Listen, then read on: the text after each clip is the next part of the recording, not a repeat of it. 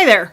For my very first ever YouTube, I've been encouraged by some friends who know that I've lost my mind and taken up long-term water fasting to talk about it. So, I've done 3 long-term water fasts in 2017. In July, 7 days. In August, 7 days. In September, 7 days. October, November, December, no water fasting, mainly for holiday reasons. January, I had wanted to try a 14-day or maybe even, let's get ambitious, 21-day water fast. And I thought I would just play it by ear. I do not do this supervised by a physician. And I am not on any daily medications of any kind. I'm doing it because I have done a lot of research and I understand that long-term water fasting is one of the most effective ways to move your A1C to a healthier level. And this all started because I was told last winter, so like January of 2017, that I had an A1C that made me a pre-diabetic person. At the time, I weighed 80 pounds more than I do today. And there has been a big change in my health as a result. I didn't lose the weight from water fasting. I lost the weight from low carb, high fat, and ketogenic eating combined with intermittent fasting. Only 1 meal a day, pretty much in a 1-hour window. And the rest of the time I eat nothing. I have water. I do not, as a rule, drink things other than water, unless it's during that 1-hour day that I am having the meal that I'm going to have that day. So the long-term water fasting is not really a weight loss strategy for me. It is actually so that I can move my resting blood sugar and back away from the precipice of diabetes. So I don't have a doctor watching me. I am very aware of how I'm feeling on a daily basis, and if I don't feel well, I'm going to stop. Interestingly, though, of the 3 water fasts I've done that are 7 days, I haven't had a day when I didn't feel well. The worst I've ever felt was stand up too fast and feel a little lightheaded, like you could if you were sitting too long anyway, or if you went from a prone position to standing. But I'd done some research into that and heard that if you are feeling a little lightheaded, and that does happen more often for me on a long-term water fast, about the second half of the week, 3-4 days in, than it would if I were not water fasting. So I'm not tall and the air up there is not thin. So I tend to be just fine most days. So what I will do if I feel lightheaded is maybe have a cup of broth instead of just having clear liquid that day, and add in some salt to get potassium, sodium, and magnesium in. Another thing that I did recently when I did the longest fast I've ever done, which was 13 days, was I started taking magnesium supplements, just 200 milligrams or something on a daily basis. And I didn't have any lightheadedness during that 13 days, which was unusual. So I think that was probably the largest issue that I had in the past with long-term water fasts. So the 13 days went really well and I felt great the whole time. The thing that I had a problem with was that my blood sugar had been right around 82 just on those instant read blood sugar checkers that you can get over the counter. I don't know, instant read blood sugar monitor that you can get at the pharmacy. Right around 80, 81, 82 for most of that 13-day fast. And on day 13, it moved to 62. I don't know enough about sugar to know if that's a danger, but it was a big enough change just in one day, measuring at the same time every day, that my husband and I were both a little concerned, and I decided I would end that goal of 14 days at 13. Then I went back to eating. Now, I didn't do it in a prudent or measured or intelligent or thought out or advised way. I started with a chili cheese dog, and we are not talking just your standard beef frank. We're talking a Nathan's kosher dog, one of the big ones, on a sub sandwich bun, like a hoagie bun, with plenty of chili and lots of cheese. Just dove right in, and surprise, I felt horrible.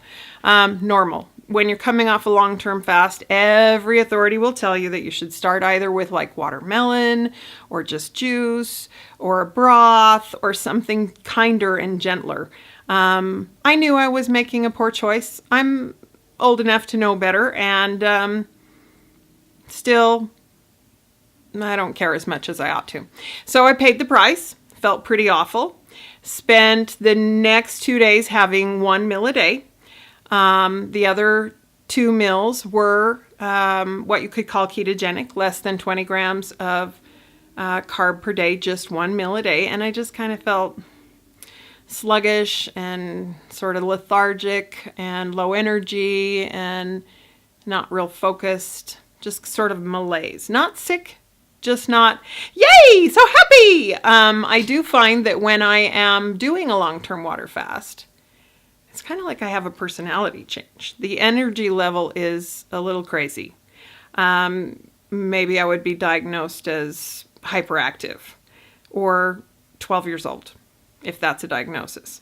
But basically it makes me feel very energetic, totally counterintuitive to what you might think. I have buckets and buckets of energy, and I don't drink coffee. I don't drink anything caffeinated, and I get that kind of hyper energy just from being on a water fast. So that's something to think about. Apparently, I'm not the only one who feels that way. However, back in the day, a couple years ago, I did my first ever water fast. It was 3 days. It was just on a suggestion that someone else was going to try it too, and they had told me about the research they were seeing about how water fasting was supposed to reverse some of the modern illnesses that people struggle from. And I thought, well, okay, I don't have any modern illnesses. That was a couple years ago, 2015, but let's see. And that was so hard. I was just eating the standard American diet and had the body to show for it and the energy to show for it. And it was really, really hard to do. I felt sick. I felt angry. I was hangry. I was hard to deal with. And it was really very much a white knuckle experience for the first 2 days. On the third day, was starting to be fine and just not a problem. And yet I still remembered how well I liked food and couldn't wait to break that fast. And again, 2 years ago, wasn't any wiser than I was this year, and went right back to a full what you're used to eating kind of thing. Didn't break me. Actually had less of a reaction than I did after 13 days. I wonder why that is. I think it's kind of obvious that the longer you fast, the more careful you should be when you come back into it. But here I am 3 days after my longest fast ever, and I'm going to start a 7-day fast. Today was day 1. It wasn't a problem at all. I have found that when you're eating very low carb, starting a water fast really isn't an issue. It does give you additional energy if you're already low carb. It does give you extra focus. It does make you feel lighter and better. I mean, in my body and my mind, just in the way I feel throughout the day, I definitely feel better fasting than I do eating, which is very counterintuitive. Recently I was watching a video though by a Doctor Longo, Longo, that someone had sent me. And I don't know what the video was called, but it was about 24 minutes into the video.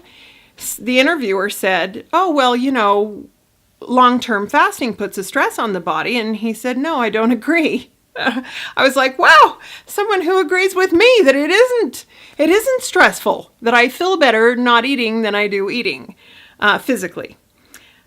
Still want to eat, still like eating, still miss eating, will definitely be going back to eating. But the intermittent fasting of 1 meal a day with a low carb focus does feel normal to me now. It doesn't feel hard or difficult. And I am a much cheerier person to be around than I was while I was eating the standard American diet. So this is day 1 of a water fast that will, I would say, definitely be 7 days. Now, what would trigger me to stop the 7 days would be if I started to feel sick, if I felt weak, if I felt angry or stressed out, if there was cramping or dizziness or fainting, or if I just felt like mentally I am so done. So as I was saying, this being my first ever YouTube video, it cut out on me, and I don't know, I'm not the technical queen. So anyway, if I feel like I'm so done, I am going to stop. I'm going to go ahead and post this as it is now.